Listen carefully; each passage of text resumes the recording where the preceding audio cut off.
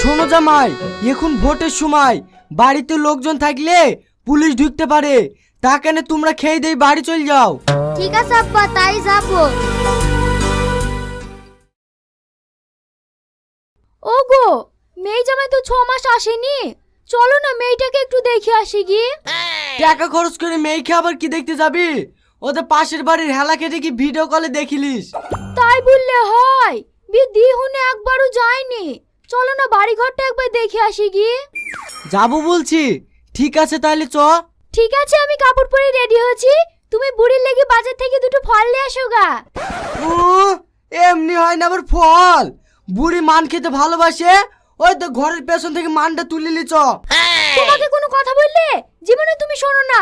ঠিক আছে, আমি মানই তুলছি।